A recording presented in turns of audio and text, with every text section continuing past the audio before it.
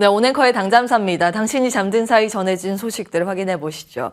간밤 뉴욕 증시는 의외의 상승세가 연출이 됐습니다. CPI 지난주부터 계속 이 소비자 물가지수 말씀을 드리는데 드디어 이제 오늘 밤 우리 시간으로 10시 30분에 공개가 됩니다. 그를 앞두고 일단 여러 가지 해석이 지금 분분한 상황인데 일단 3대 지수 모두 한 1% 이상씩 상승을 했고요. 섹터로 봤을 때는 에너지 빼고 다 올랐습니다. 사실 에너지는 그 전거래일에 급등을 하면서 신고가가 속출했기 때문에 숨 고르는 자연스러운 그런 흐름이었고요. 기술주뿐만이 아니라 대부분 게 시클리컬까지 같이 올라가는 모습이 눈에 띄었습니다. CPI 컨센서스는 일단 그 전년 같은 기간보다 한 6.2% 상승이라고 잡혀져 있습니다. 상품이나 서비스나 주택 쪽 어떻게 나올까? 그리고 이번에 유가가 이 기간 동안 상승을 했기 때문에 이게 반영된 부분을 시장은 어떻게 해석을 해야 할까? 이 부분이 이제 관전 포인트라고 이야기가 되고 있습니다. 근데 이번에 CPI 집계 그 방식이 바뀝니다.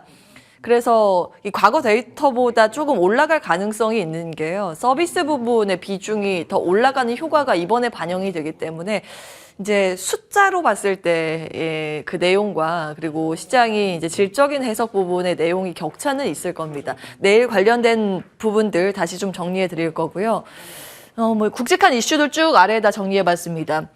요즘 미중 갈등 우려가 확산되고 있는데 의외로 기업들은 포드하고 CATL, 미국 기업과 중국 기업 배터리 조인트 벤처에 대한 이야기가 좀 되고 있어서 특이한 현상입니다. 미시간 쪽에 합작 배터리 공장을 짓는데 논의를 하고 있다는 소식이 좀 전해졌고 완성차 같이 좀 상승하는 모습이었습니다.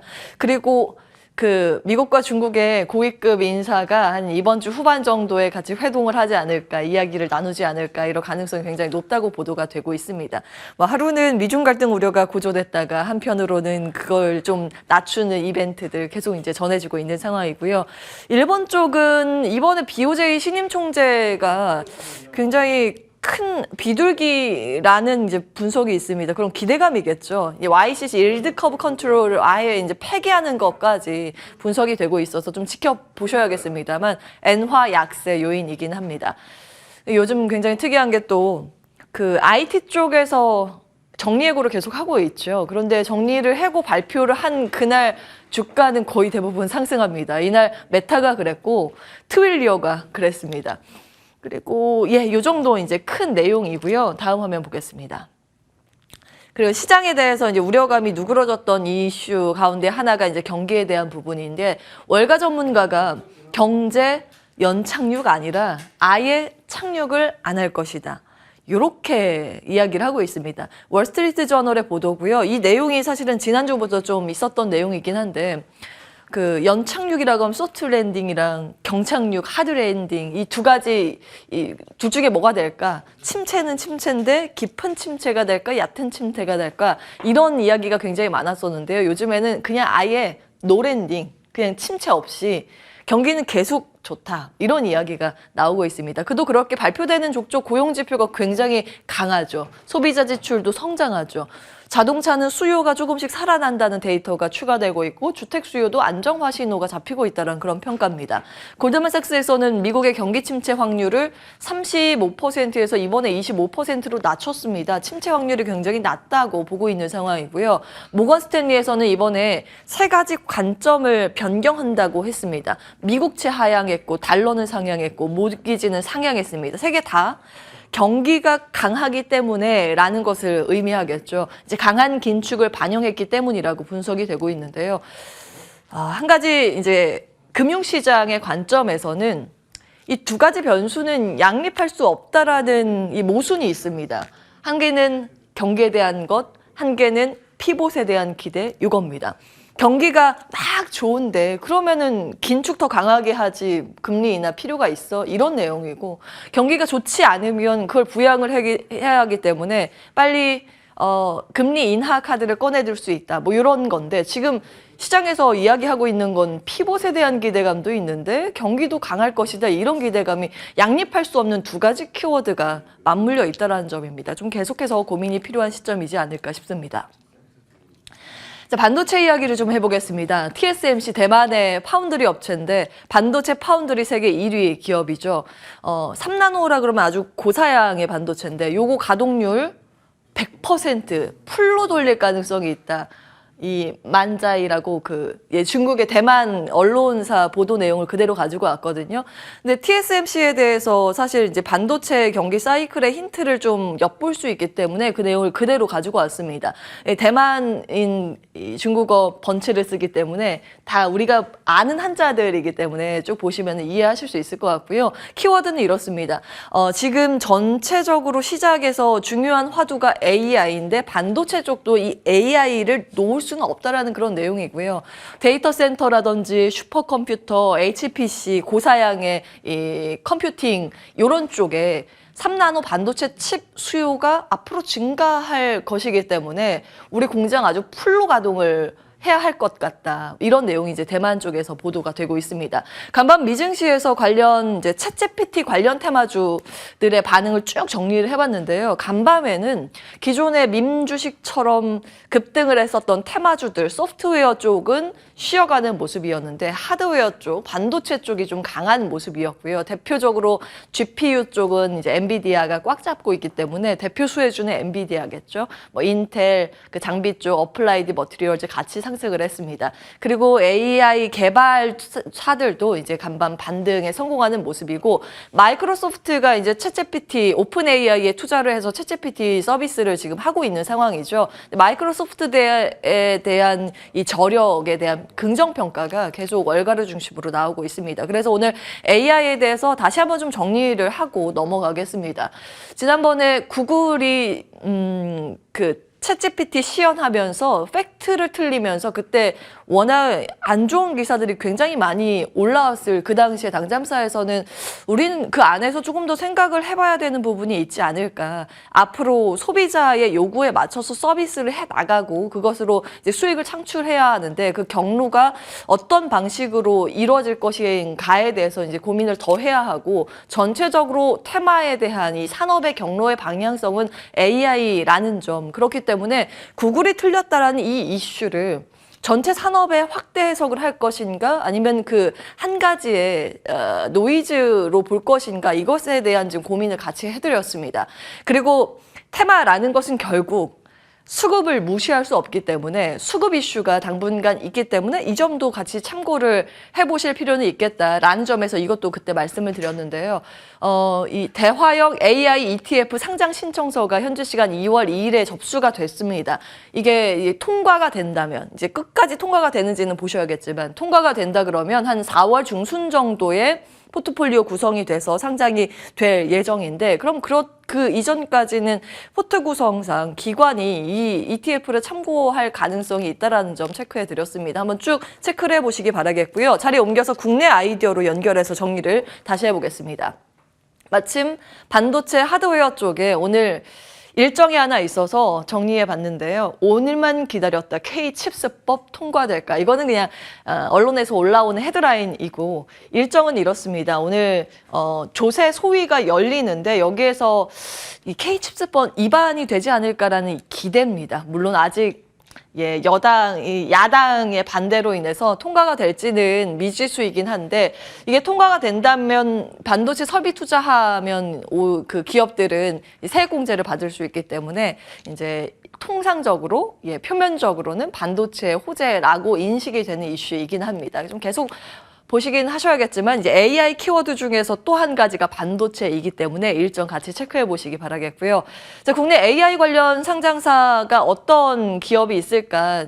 레포트가 하나 올라와서 정리해 보겠습니다. 이제 계속해서 AI라는 키워드가 새롭게 특히 이제 생성 챗GPT 관련해서 생성 AI라는 키워드가 새롭게 형성된 산업이기 때문에 이 레포트도 순차적으로 하나씩 올라오고 있는데요. 어제 유진투자증권에서 한 100페이지 넘는 분량의 레포트를 올렸더라고요. 굉장히 자세하게 볼만한 내용이 많아서 시간이 되신 분들은 한번 보시기를 권고해 드립니다. 일단 영상 인식 쪽에는 알체라, C랩, 핀델 쪽이 있고 자연어 처리 분야가 이제 챗GPT 관련해서 그 인식 부분과 관련한 그런 기업들인데요. 지금 뭐 테마로 형성돼 있는 게 대부분 이쪽에 많이 치중이 돼 있죠. 코난 테크놀로지, 솔트룩스, 뭐 셀바스 AI 등등이 이 자연어 처리하는 그런 분야 관련 기업입니다. 그리고 요즘 헬스케어 쪽도 AI를 많이 도입을 해 나가고 있습니다. 순차적으로 이미 도입을 하고 있는 분야가 헬스케어이긴 한데요. 뭐 관련 기업들, 특히 이제 루닛 등의 기업들의 주가 반응이 최근 있었습니다. 그리고 AI 지원 쪽은 플랫폼, 하드웨어, 데이터 쪽인데 이제 큰 그림으로 봤을 때는 이 산업의 경로 방향성 그리고 실질적으로 실적이 언제 찍히는지는 조금 더 보셔야 합니다. 일단 관련 기업들 쭉 정리가 돼 있으니까요. 함께 체크해 보시기 바라겠습니다. 그 챗 GPT의 G가 제너레이티브라고 하죠. 그래서 요거를 따다가 제너레이티브 AI 해서 요즘 이제 키워드가 생성 AI라는 게 이제 형성되고 있습니다. 그 발전 단계 보시면 원래는 이제 음성으로 이야기를 했었는데 이게 텍스트 쪽으로 주고받다가 이 텍스트에서 이미지, 비디오 이것이 이제 멀티모달이라고 하는데 다양한 형식으로 AI와 이 교류를 할 수 있는 그런 그리고 결과물 도출도 다양한 형식으로 나오고 있는 현재 상황입니다. 예를 한번 들어볼게요. 아마 이 그림은, 이 사진은 그 다른 기사에서 많이 보셨을 것 같은데요. 만약에 이제 그 AI 쪽에 말을 탄 우주 비행사가 달에 있는 걸 만들어줘. 사진으로, 그림으로 한번 만들어줘. 이렇게 하면 텍스트에서 이미지로 이렇게 도출이 되는 거죠. 이게 이제 오픈 AI에서 제공을 했었던 그런 자료입니다. 이런 이미지 생성 AI 분야가 또 따로 편성이 돼서 만들어지고 있는데요. 해외 기업과 국내 기업 이렇게 나눠서 볼 수 있습니다. 아무래도 이제 해외 쪽이 이쪽은 좀 더 앞서 있는 상황이죠. 구글 등 오픈 AI 등 중심으로 지금 진행이 되고 있고요. 엔비디아 쪽도 이미 이제 2021년 여기에 뛰어든 상황입니다. 국내는 LG그룹이랑 카카오 등등이 여기에 해당이 됩니다. 그리고 소프트웨어 쪽이 AI라면 이 AI를 입힌 하드웨어가 결국 이제 로봇이 될 텐데 로봇에 대해서 그래서 어제 스몰캡 대가 김두현 애널리스트 나왔을 때 추가적으로 좀 질문을 드렸는데 지금 여러 가지 테마가 있지만 투자하기에 아주 명확한 걸 하나 꼽자면 로봇이라는 코멘트를 했더라고요. 중장기 관점 매수 의견을 주고 갔습니다.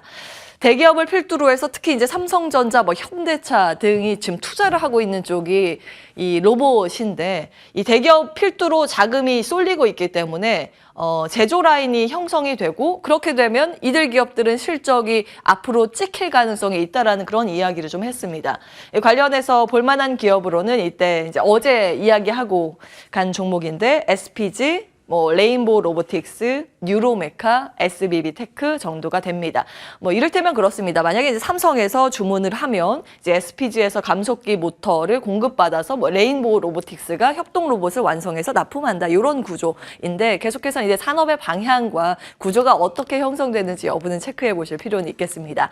자, 어제 시간외 거래에서 진성 TEC가 4.5% 가까이 상승을 했습니다. 실적 발표에 영향을 받았는데요. 매출액 영업이익 모두 그 전년 같은 기간보다 뛰었습니다. 특히 이익이 전년보다 160% 성장을 했죠. 그 세부 부분 어떻게 좀 매출 구성이 돼 있는가 봤더니 건설 중장비가 거의 대부분이고 연료전지 나머지가 차지하는 그런 구조입니다. 그리고 이 건설 중장비의 매출처가 대부분 이제 캐터필러 한 60% 이상 차지했고요. 일본의 뭐 히타치, 우리나라 현대 두산 인프라코어도 납품을 합니다. 미국 비중이 압도적으로 높기 때문에 이를 중심으로 투자의 연결고리를 해서 좀 정리를 해보고자 합니다. 지금 미국은 또 한 가지 인프라 투자에 관련해서 그 움직임을 체크해 보셔야 하는데요.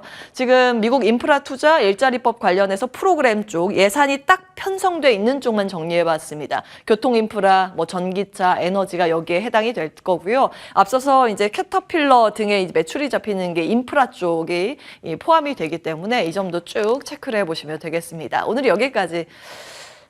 국내 관련 기업들 빨리 끝내라 그래가지고 제가 마음이 급했는데 요거까지 한번 정리를 해보겠습니다.